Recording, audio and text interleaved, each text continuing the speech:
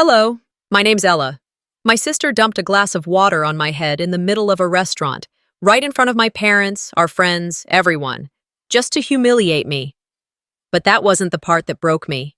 It was how no one flinched, how they all just kept eating, laughing, pretending I wasn't even there. They'd been doing it for years, erasing me from my own story. They gave her my words, my credit, even my house.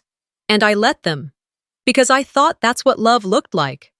But when my fiancé walked in, quiet, dangerous, and fully aware of the truth, everything changed. Why did it take a public humiliation for them to finally see me?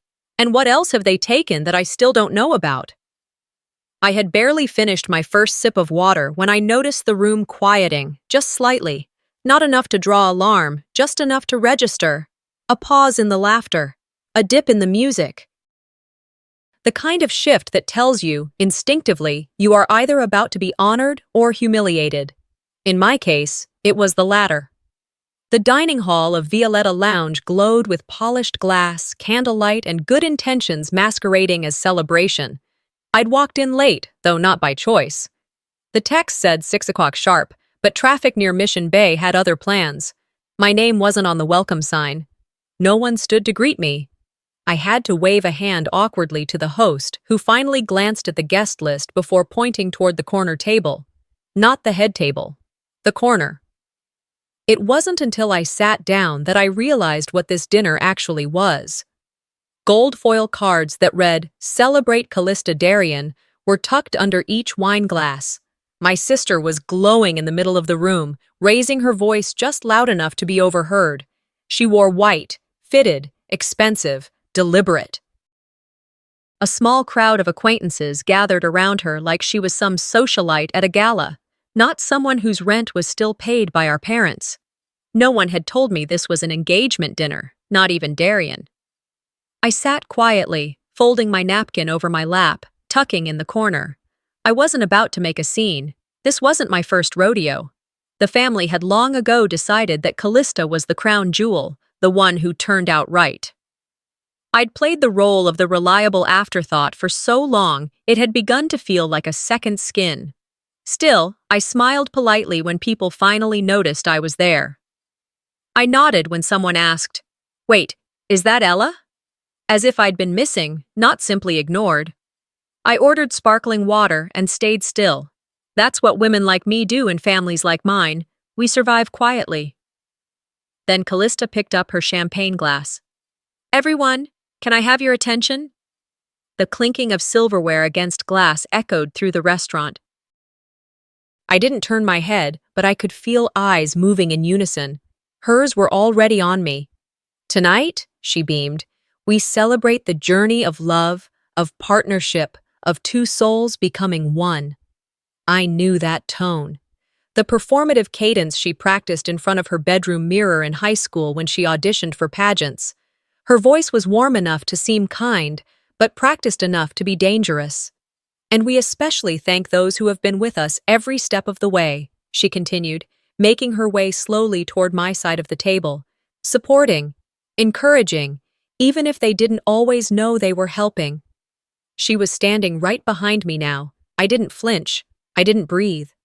"And for my dear sister," she said, lifting her glass high above my head, "thanks for being a part of tonight, really." And that's when it happened. The cold hit me first, a sharp shock that started at the top of my head and trickled down like melting icicles. It soaked into my dress, my lap, my pride. The entire room gasped. For a second, just one, I thought maybe it was an accident. Maybe her hand had slipped. Maybe someone bumped into her. But then I heard her laugh. "Oops," she said with the most practiced grin I'd ever seen. "Guess someone needed cooling off. Too much heat in the spotlight?" Laughter rippled, awkward and forced. A few people turned their heads. Others looked down at their plates, pretending not to see. My parents remained frozen. Not one moved. I sat motionless. Ice cubes trickled into the crook of my elbow. I kept my spine straight, hands folded on my lap. Not a tear, not a tremble. But my heartbeat? It was deafening. That's when the restaurant door opened. Darien stepped in, dressed in a perfectly tailored black suit. He looked like the cover of every Wall Street Journal story that warned you about men who made their fortunes without ever raising their voices. His eyes scanned the room until they landed on me, and then everything stopped. Callista froze, her glass still half raised. The whispers ceased. Even the waiter mid-pour hesitated, wine suspended in mid-air. Darian walked across the room, not hurried, not slow, just steady, purposeful. He didn't speak, didn't acknowledge anyone. He reached me, crouched slightly, and without a word, placed a crisp linen napkin on my shoulder. Gently, deliberately. Then he stood and turned. His gaze locked with Callista's like the strike of a match. He didn't blink. She did. He didn't say her name. She whispered his under her breath. He didn't raise his voice. Yet somehow, it felt like the building itself leaned in to listen. That's the thing about power. It doesn't have to scream. He turned back to me, placed a hand on my chair, and said with utter calm, "I came for the woman I love, and now, I think we need to remind this room who she is." I didn't say anything to Callista. And I didn't have to. The silence between us was loud enough to be a scream. My hands were shaking, though no one could see them. Beneath the table, I pressed my palms into the linen napkin Darian had laid gently across my lap. The chill of melted ice clung to my skin, crawling down my back beneath the soaked fabric. My breath came in shallow, controlled measures, each one counted, measured, and tucked behind my lips like a secret I couldn't let slip. Darian didn't move. He stood behind me like a monument, silent, unyielding, unshaken. I felt his presence like a shield. Not because I needed protection, but because I needed a moment, a sliver of space to breathe, to recalibrate, to stop myself from doing what every nerve in my body was begging me to do, throw the damn water glass back. Instead, I stood slowly, smoothed my dress, and turned to no one in particular. "I need to freshen up." Callista made a faint, scoffing noise. It barely registered.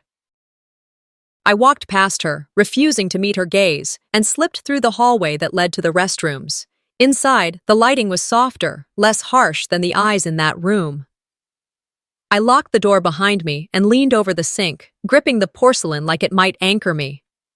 My reflection looked back, hair damp and disheveled, eyeliner smudged just beneath the lashes. But it wasn't the makeup that made me pause. It was the eyes. They weren't sad. They weren't even angry. They were tired. Tired of pretending. Tired of staying quiet.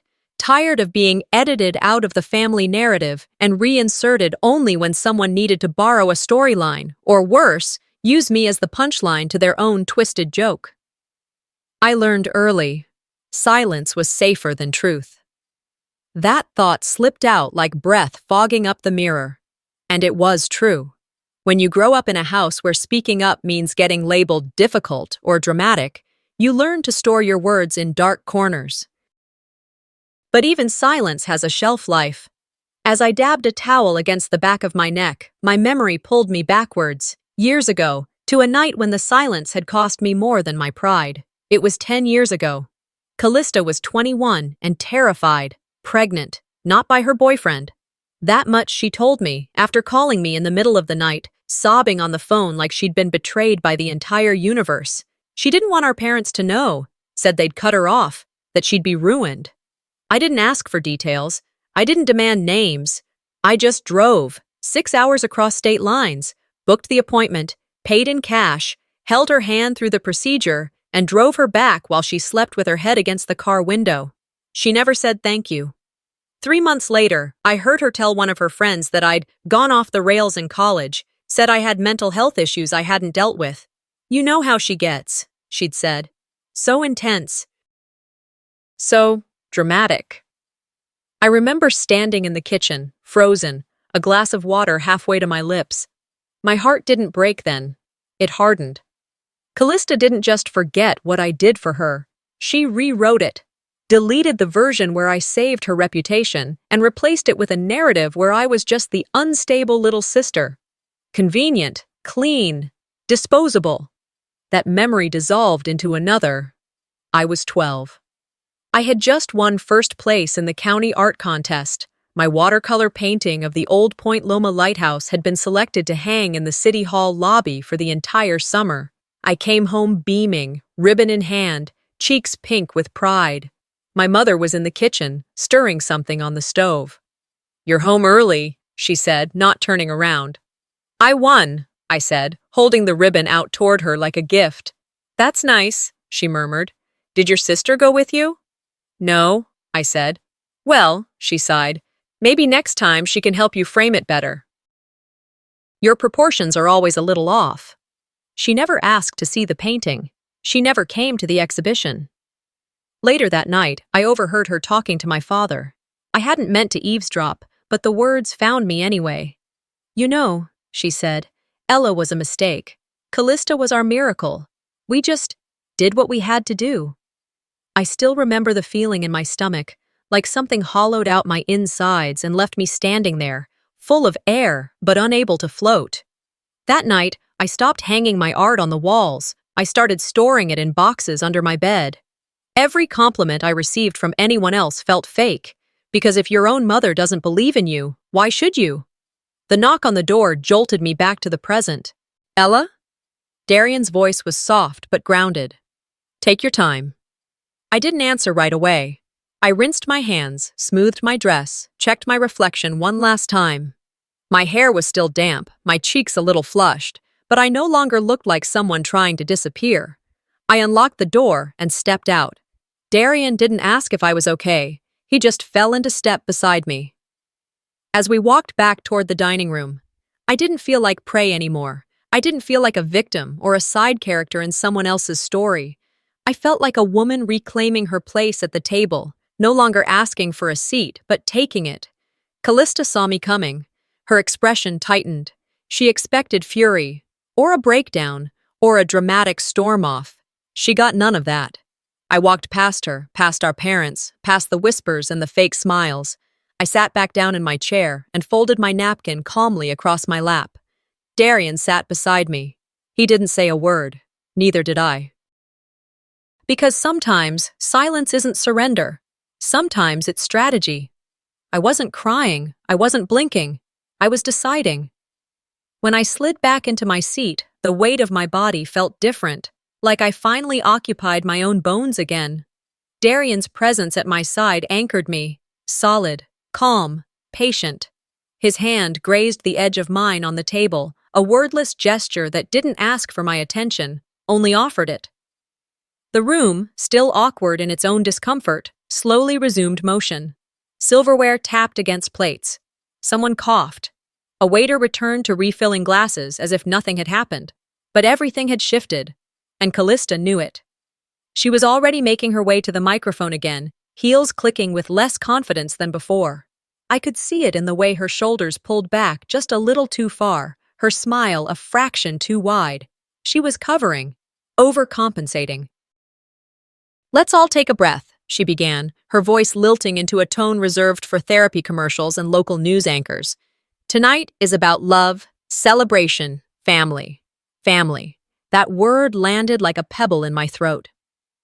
She launched into another story, this time about our childhood, how we used to play pretend weddings in the backyard, and how Darian is exactly the kind of man we used to dream about. She glanced toward me briefly, her tone syrupy, but her eyes sharp. Then she dropped it. "Remember my high school graduation?" she said, laughing lightly into the mic. That day was something else. I gave the most emotional speech. I still have people tell me how moved they were. The heat started at my neck. Not because she mentioned it, but because I knew what was coming. She continued. "I spoke about perseverance, about knowing your worth, even when the world doesn't hand it to you." The words she quoted were mine, every single line. I wrote that speech. I'd stayed up all night for 3 days, perfecting every phrase, every pause, because I'd been chosen as valedictorian. I'd earned that stage, that moment. But 2 days before graduation, my mother sat me down and said, "Let your sister deliver it. Her voice is stronger. You get nervous. This is for the family, not just you." So I handed over my speech, sat in the front row, smiled while Callista stood on stage and read it word for word. Afterward, when people came to hug her, I clapped politely. When someone said, "That speech gave me chills," I swallowed mine. Now here she was again, recycling that same memory like it belonged to her. And the audience, many of them strangers to our history, nodded and smiled, letting her narrative become truth. I didn't interrupt. I didn't flinch. I just sat back and stared at the centerpiece, white orchids floating in a shallow bowl of water. Callista loved centerpieces like that, fragile things, pretty to look at, easy to knock over. She moved on to another story, this time about our middle school days, and I drifted, not in the way that meant boredom, but the kind that meant my mind had chosen to protect itself by walking backward into memory. 8th grade, regional art competition. I painted the old lighthouse by the cliffs, blue sky, sea spray, seagulls barely suggested with gray strokes. The judges loved it. I won first place. They hung it in the city's community center for 3 months. I came home, ribbon in hand, proud in a way only children can be when they believe achievement will earn them love. My mother was in the kitchen, folding laundry at the table. "I won," I said, holding up the ribbon like it was proof I belonged. She didn't look up. "That's nice," she said. "Callista helped me make dinner tonight. She even chopped the onions without crying." That night, we ate lasagna. No one asked to see my painting. No one mentioned the award. I folded the ribbon and slipped it into the pocket of my hoodie, where it stayed for years, creased, forgotten. I hadn't thought of that memory in over a decade, but now it pulsed behind my eyes like a warning light, not just because of what happened, but because of how often it had. The pattern was clear. My moments weren't just forgotten, they were rerouted, reassigned, repurposed. And this time, the repurposing came with catered hors d'oeuvres and champagne flutes. Callista kept talking. Her voice rose and fell with just the right rhythm, drawing polite laughter from the crowd. But it didn't reach the back of the room. It didn't touch me. Darian leaned in slightly, whispering, "You okay?" I nodded. Not because I was okay, but because I was awake. "This has happened before," I whispered. "Too many times." He didn't press. He knew the weight of unsaid things. I glanced across the table, scanning the faces. My mother smiled tightly, sipping her wine. My father looked like he'd rather be anywhere else. And me, I was done asking to be seen. Callista wrapped up her monologue with a soft chuckle. "Anyway, I've always believed in rising above, turning the other cheek. That's what family teaches you." The irony nearly knocked the wind out of me. I reached for my water glass, not to drink, but to keep my hands steady. In that moment, I didn't feel like crying. I felt like archiving, like mentally storing each word, each slight, each theft into a folder labeled evidence. I looked at Darian. "I'm not blinking," I said softly. He looked puzzled for a second. "I'm deciding." The story was broken, but I still had the pen. That thought settled over me like a quiet coat of armor as I reached for my glass, fingers curling around the stem, not out of thirst, but because I needed something to hold, something solid, something that wouldn't shift beneath me the way people did. Around the table, the awkward rhythm of forced conversation began again. Knives scratched plates. A spoon clinked against a coffee cup. Someone coughed too loudly, a false sense of normalcy trying to settle in. Callista carried on like she hadn't dumped water on me, hadn't stolen my words, hadn't spent years rewriting me out of my own life. She smiled. She laughed. She leaned into Darian's mother like they were old friends. She was playing hostess, damage control mode activated. And it was working, for them, but not for me. My parents laughed a little too forcefully at a joke someone told about airline food. My father made a quip about raising strong girls. My mother smiled at Darian like she'd always adored him. Never mind the years of telling me, "Men like that don't marry girls like you." I sat there watching them, not bitter, just stunned. The room felt less like a celebration and more like a reenactment. Like everyone had their lines memorized, but no one had stopped to ask if the script made sense anymore. "Ella, right?" A voice broke through my thoughts. I looked up to see a woman in her early 30s standing beside me, holding a cocktail glass, a tight smile on her face. She was someone Callista had worked with, maybe in marketing or PR, one of those friend colleagues who orbit around her depending on who's trending that week. "You two are sisters?" she asked, eyebrows lifted in a way that meant she already knew the answer. I nodded once. "Wow," she said with a little laugh. "Twins, maybe, except, well, everyone always talks about Callista, right? I mean, she's just everywhere." The comment landed without pause. No apology, no second thought. It wasn't meant to be cruel. It was just honest. Too honest. Callista, seated 3 chairs away, let out a light laugh. "Oh, stop," she said playfully. "You'll make me blush." She didn't correct her. She didn't say, "Ella's actually the smarter one," or "You should see her work." Nothing. Just basked in the attention like a cat in the sun. I smiled, politely. "Yeah, she's unforgettable." The woman laughed again and wandered off, already scanning the room for someone more valuable to talk to. My throat was dry.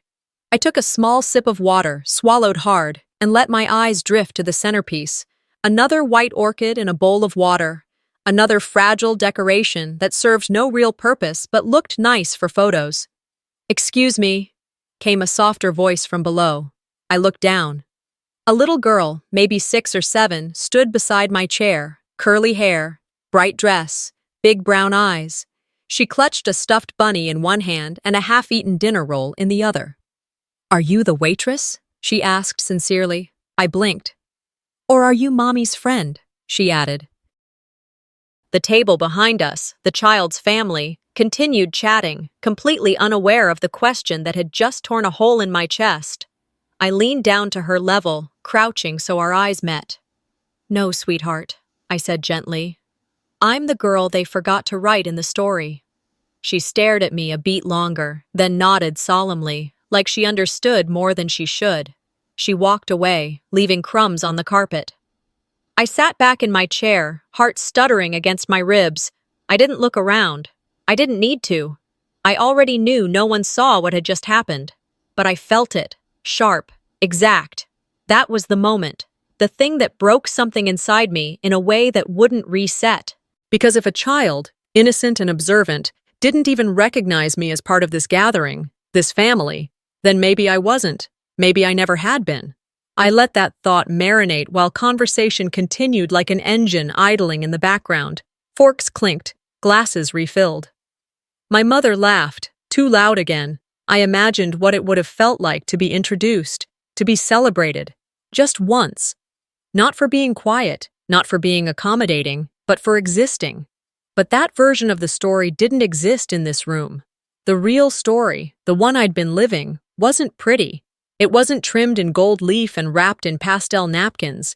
It was stitched with silence, with sacrifices no one asked for, but everyone expected, with stolen stages and borrowed credit and polite applause that was never meant for me. I looked down at my hands. They didn't shake this time.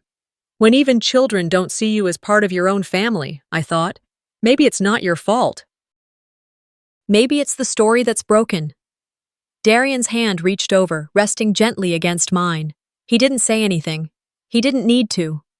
I picked up my glass again, not to toast, not to pretend, just to exist, fully, clearly, finally, but I wouldn't stay silent if they tried it again. I sat up a little straighter, adjusting my posture, smoothing the front of my still damp dress. The thin straps clung cold against my skin, but I didn't care anymore. That sensation had faded into the background, replaced by something sharper, a quiet resolve that was no longer a flicker, but a low-burning flame. The laughter around the table rolled on, hollow, performative, as if no one knew how to stop it. My parents were back to their old tricks. My father was retelling one of his stories about closing a big deal in the 90s, and my mother kept topping off her wine like she hadn't just watched her eldest daughter humiliate me in front of 24 guests. Callista had found her audience again. She'd moved to a different end of the table and was charming the guests from Darian's side of the family with her usual mix of self-deprecating wit and calculated vulnerability. You'd think she was the one who'd been drenched in ice water. Darian, still beside me, hadn't said much since I returned, but his presence was grounding. Every so often, I'd feel his gaze flicker to me, Not in concern, not in pity, but in waiting, like he knew I wasn't done yet. Neither was she. A waiter approached our end of the table, moving quietly between chairs, offering refills. He hesitated slightly when he reached me. That's when I noticed the glint of recognition in his eyes. Not his recognition of me, but mine of her. It wasn't a waiter, it was June. Well, June Thompson. From high school, she'd been 2 years behind me, 2 ahead of Callista. Back then, she'd always worn secondhand clothes, her skirts always a little too long, her sleeves slightly faded. She was quiet, soft-spoken, the type of girl teachers loved because she didn't cause trouble, the kind of girl Callista loved to taunt. Callista and her friends used to call her Hand-Me-Down June. Said it loud enough in the cafeteria once that June dropped her entire tray of food. The memory came back in flashes. Laughter, red cheeks, a counselor doing nothing. But now? June looked steady. Her uniform was crisp, her gaze clear. When she reached me, she didn't smile. She just leaned in subtly and placed a fresh napkin beside my plate. Cotton, stitched edges, the kind they didn't usually use at this restaurant. Her voice was low, almost inaudible. "You're not invisible, not to all of us." I blinked at her. She held my gaze for a second, then moved on like nothing happened. No drama, no retribution, just one woman reminding another that she still existed. I glanced at the napkin. Clean, folded, heavy. The fabric felt familiar. Not in its pattern, but in what it stood for. Quiet defiance, a presence reclaimed. That moment, so small, so brief, shifted something in me. I reached down into my purse and pulled out a handkerchief. It was old, embroidered with tiny blue flowers in the corners. The stitching had frayed over time, but I still carried it everywhere. My mother had sewn it for me when I was 12. Back then, she still did things like that. Before she decided that Callista needed more grooming and I was better off independent. I'd kept it through college, through job interviews, even during my first apartment lease signing. It wasn't about sentiment. It was about having something that belonged to me, and only me, something they hadn't touched. I unfolded the cloth slowly, placed it on my lap, and smoothed it down like a flag. Darian noticed. He didn't ask. He just nodded, the corner of his mouth curling slightly. That was enough. I looked up, and that's when I saw it. Not everyone at the table was pretending anymore. 2 people I didn't know, maybe co-workers of Darian, maybe friends of his family, were watching me. One of them tilted her head, like she was seeing me for the first time. Callista noticed too. She paused in her storytelling mid-sentence. Her eyes narrowed slightly. It was the kind of shift only someone like me would notice. The subtle flicker of control slipping. She adjusted, quickly, changed the subject. Brought the attention back to herself by sharing a fake embarrassing story about burning lasagna last Christmas. But the thread had unraveled. A stitch was out of place. I picked up my fork and poked at the salad I hadn't touched. I wasn't hungry. I hadn't been since the moment I walked in.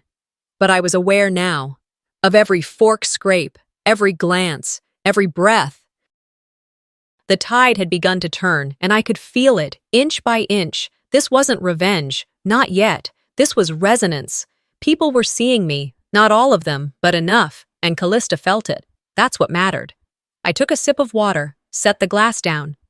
"I used to think silence meant surrender," I murmured. Darian looked over. I met his gaze. "But maybe it's a choice," I added, "and mine is starting now." And if they needed worse to understand, I was finally ready to show them. I didn't move right away. There was a strange calm in my chest, a stillness, not from retreat, but from readiness. The kind of quiet a woman wears after she's carried too many secrets for too long, like a lake that looks glassy on the surface but holds a riptide underneath. I reached for my phone out of habit more than intent. A soft vibration buzzed through my hand as I opened the screen. A notification blinked at me. Callista Montgomery just published a new post, 10 quotes that made me who I am. I stared at the title. For a second, I didn't react. I just blinked. Then I clicked. The article was flashy, filled with perfectly lit portraits of Callista in blazers and minimal makeup, staring pensively into the middle distance. Each quote was framed like she'd spent a lifetime earning those words. I scrolled, and then I stopped. Quote number 6. Love is never loud. It's the hand that holds you in the dark when no one's clapping. I knew that line, not vaguely, not abstractly. I knew that exact line, because I wrote it. It wasn't something I posted anywhere. It wasn't from an old paper or a college essay. It was from my journal, my high school journal. A spiral notebook with floral pages I kept hidden under my bed freshman year, where I poured out every ache, every scrap of wisdom I clung to like lifelines. Only one person ever read it, Callista. She'd found it once, told me she was archiving family memories, and promised she wouldn't show anyone. I let it go, mostly because I was 15 and still believed in apologies. But now, that line, my line, was sitting in her article, with her name under it, being reshared, commented on, praised. There were already 2,300 likes. It was theft, not of a sentence, but of a self. I placed my phone face down on the table and let the burn crawl up my throat, not in the form of tears, but fury. Controlled, crisp fury. It was happening again. Still. I glanced across the room. That's when I saw it, the subtle shift. A man at a neighboring table leaned toward his friend and muttered something. The friend, a woman in a dark green dress, frowned slightly and responded under her breath. My hearing caught it because I was finally listening for it. Wait, the man said. Isn't that the woman Callista dumped water on? The woman leaned in. That's Darian's fiancé. The man blinked. The one who owns this place? She funded it. Quietly. Heard it through Reese from marketing. Callista just tagged along. There it was. The air in the room thickened like a cloud preparing to break. I didn't turn toward them. I didn't smile, but I knew I was no longer the girl soaked in silence. I was the woman who people finally started watching for the right reasons. Even Callista felt it. I caught her adjusting her posture again. Her smile looked painted on, cracking just slightly at the corners. The server refilled her glass too fast, spilling a few drops. She didn't even snap at him. She was too busy listening to the shift. Darian's voice cut through the space, not loud, but surgical. If anyone has a question about who she is, he said calmly, feel free to ask me. Now. Chairs didn't squeak. Nobody coughed. Even the air stopped moving. Callista froze. She opened her mouth but found no words. Her fork hovered mid-air. A few guests looked at each other, confused, intrigued, unsure whether to pretend they weren't eavesdropping or to openly commit to the moment. Darian didn't repeat himself. He just looked straight ahead, then at me, then back at the room. Power, I've learned, doesn't always announce itself. Sometimes it whispers, watch who you underestimate. And in that moment, they watched. All of them. I didn't stand. I didn't need to. Instead, I took the napkin from my lap and folded it, edge to edge, into a perfect square. I laid it on the table in front of me like a quiet surrender of everything I'd ever let slide. Callista's voice finally returned, weak and strained. Ella, this is supposed to be a happy evening. You're making it? I met her gaze. Uncomfortable? She didn't answer. I leaned forward slightly, but I didn't raise my voice. I didn't need to. This isn't even the worst of it, I said softly. You could hear a knife drop. Darian looked over, calm as ever. Callista stiffened, her face trying to hold the performance together, but her eyes darted across the room, trying to gauge who still believed in her version of the truth. The silence held for another few seconds, then people began whispering again. But not about her speech, not about her dress, not about her, about me. I let the moment breathe before I added, but if you'd all like to know what's worse, I'd be happy to show you. Then I turned back to my plate, not to eat, just to let them sit in it. The moment hung in the air like steam after a heavy rain, thick, electric, vibrating with something unsaid. The kind of stillness that comes just before a thunderclap, where everything is waiting to break. I could feel it rising up my spine, coiling between my ribs, pressing behind my eyes like truth, with nowhere left to hide. No one expected me to move, and that was their first mistake. I stood, not loudly, not dramatically, just deliberately, enough to slice through the current of conversations and laughter like a sharp gust. The silverware paused in midair. A few glasses stopped mid-sip. Chairs shifted ever so slightly. Even the soft background music seemed to waver.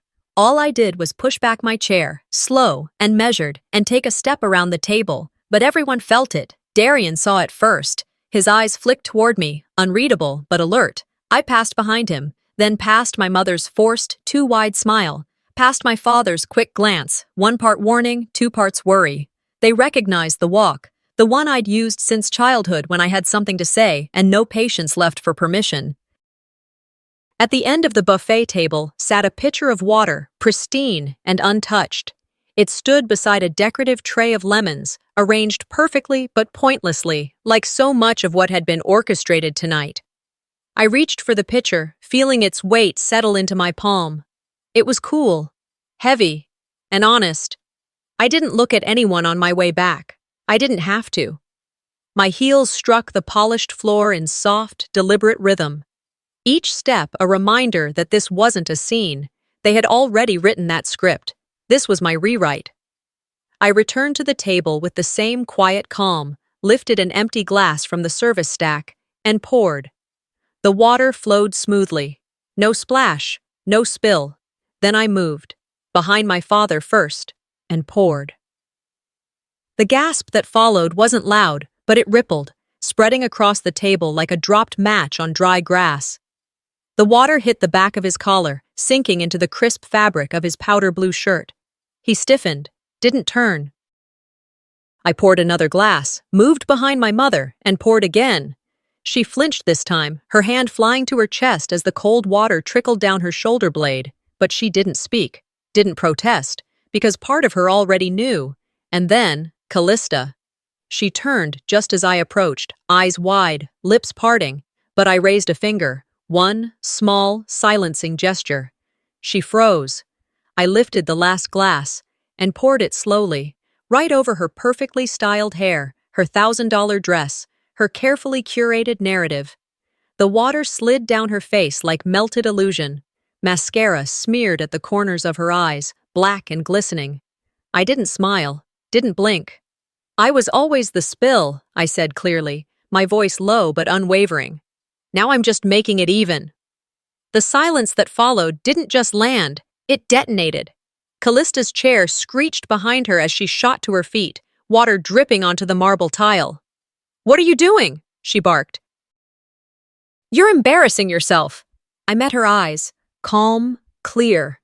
Decided. "No, Callista," I replied. "I'm just making sure everyone knows where they're sitting." The hush that followed was heavy, like velvet soaked in rain. Not shame, realization. People didn't look at her anymore. They looked at me. I returned to my seat, picked up my cloth napkin, and dabbed my hands dry. My fingers trembled slightly, not from fear, but release. Darian moved next. Without a word, he reached down and lifted a leather folder from beneath his chair. Its spine was worn, its contents familiar. He placed it gently on the table between us and clicked it open. "Since we're being transparent tonight," he said, his voice steady, his tone unbothered, "I think the rest of the table deserves to understand how this evening was made possible." He pulled out a single document, thick cardstock, watermarked, signed. "This," he said, holding it between his fingers, "is the original investment agreement for Violetta Lounge." There was movement now. Heads turned, forks stilled, phones discreetly unlocked under napkins. Callista opened her mouth. "That has nothing to do with— It has everything to do with it," Darian cut in, more firmly than I'd ever heard him speak to her. He didn't even glance at her. 70% of this business was funded by one person. The space, the renovation, the startup costs, the liquor license, the first employee payroll. He turned to me. "Ella." I didn't blink.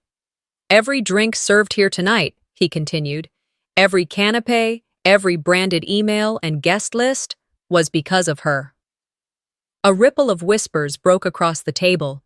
Some leaned closer. Others picked up their glasses just to have something to do with their hands. Callista said nothing. Her fingers clutched the edge of the tablecloth. My mother's eyes dropped to her lap. My father adjusted his cufflink, his throat working a swallow. I didn't raise my voice. I didn't need a microphone. The room already belonged to me. For years, I said, turning toward Callista, but speaking to everyone. I gave you my silence because I thought that was love. The sentence hung in the air, undisturbed. But now I see it was fear. The pause that followed felt like the room itself was inhaling. And I'm done being afraid. My napkin felt lighter now, resting in my lap like an anchor finally untied.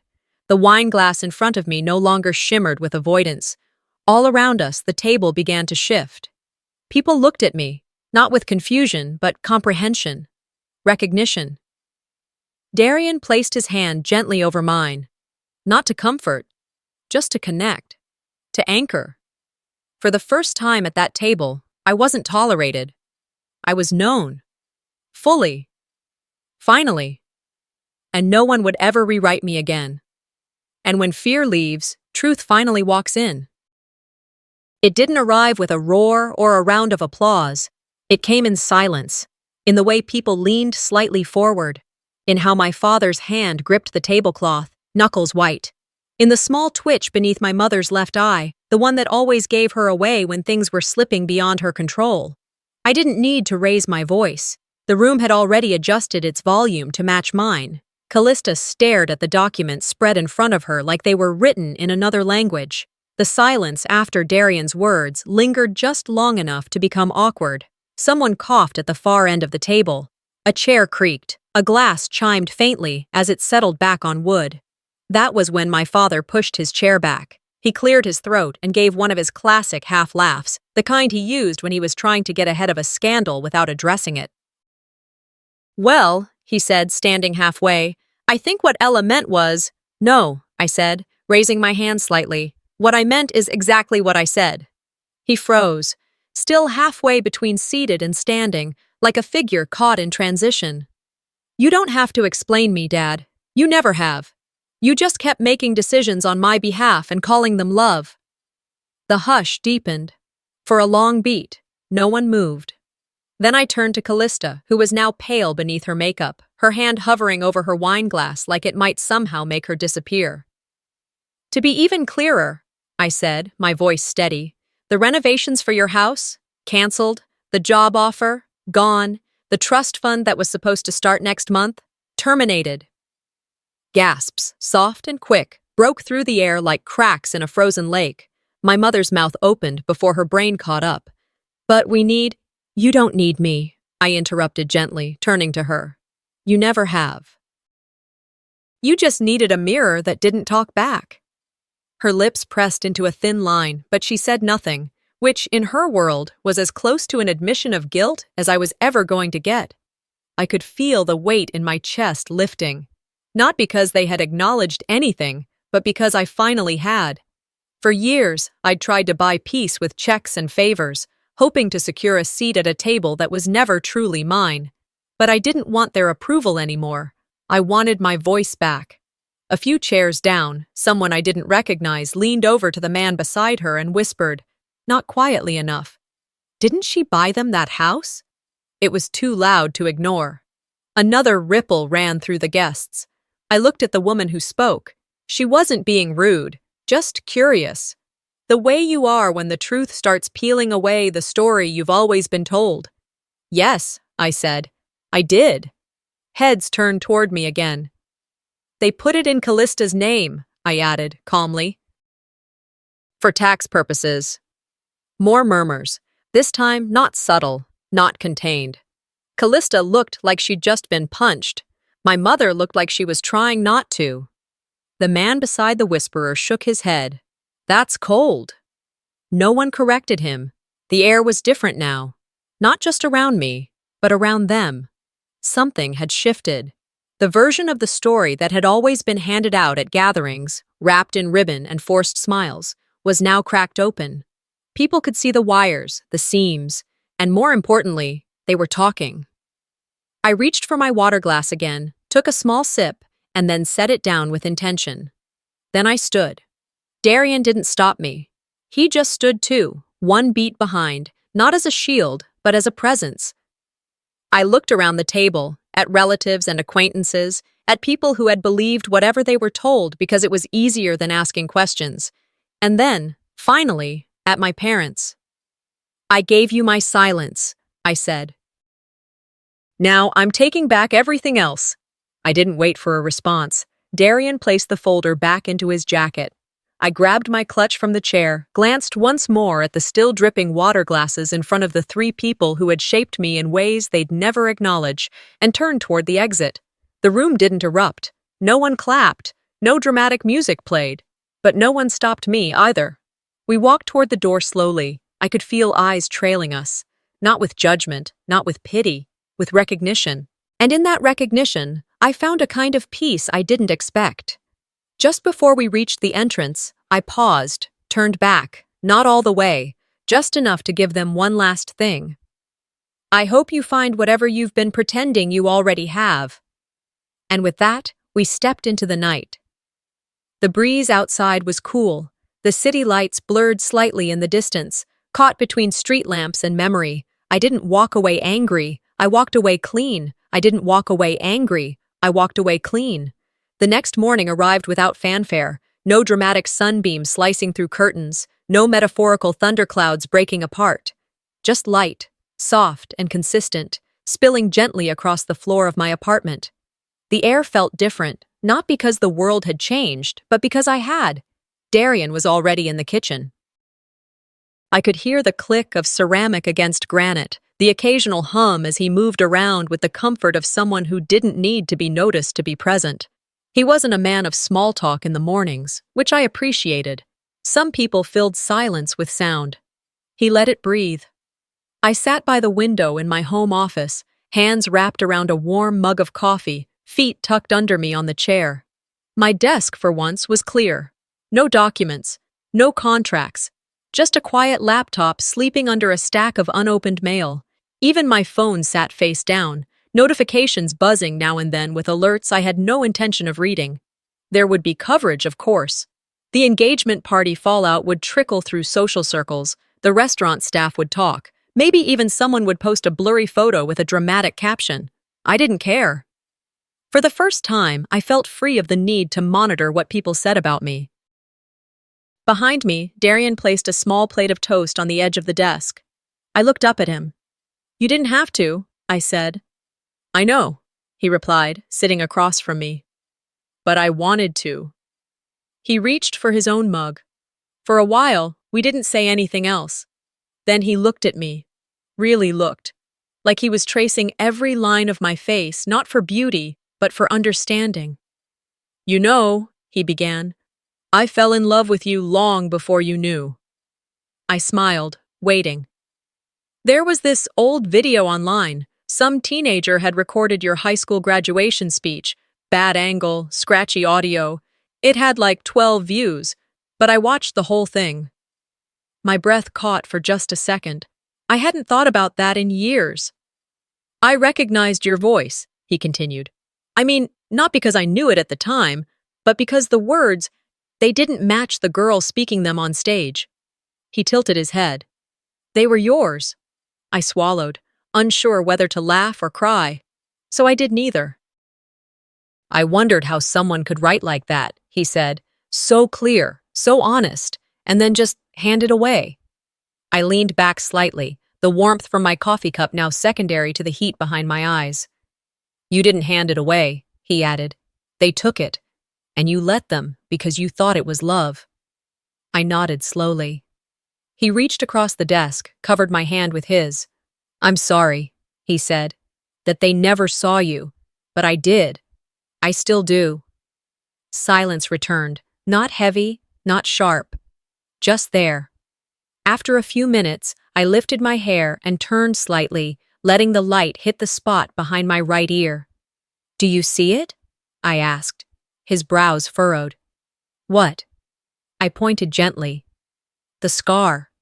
He leaned in, his hand brushing my neck with a kind of tenderness that didn't ask questions it couldn't hold the answers to. "What happened?" he asked softly. I exhaled through my nose. I was 12, I said. We were both trying out for a student council speech. I memorized mine. She hadn't written hers yet. I came out of the bathroom and she hit me with a hairbrush, hard, right there. He didn't flinch. And my parents watched, I added. They didn't stop her. My mother said it was my fault for showing off. He didn't offer a response. No outrage, no pity, just the firm pressure of his fingers around mine. It was enough. The mail sat unopened beside me. I reached for the stack and thumbed through it until one envelope caught my eye. No return address, handwritten, my name on the front, but not in a font, real ink. Familiar loops, sharp corners. Callista. I opened it slowly. The letter was short, 3 paragraphs.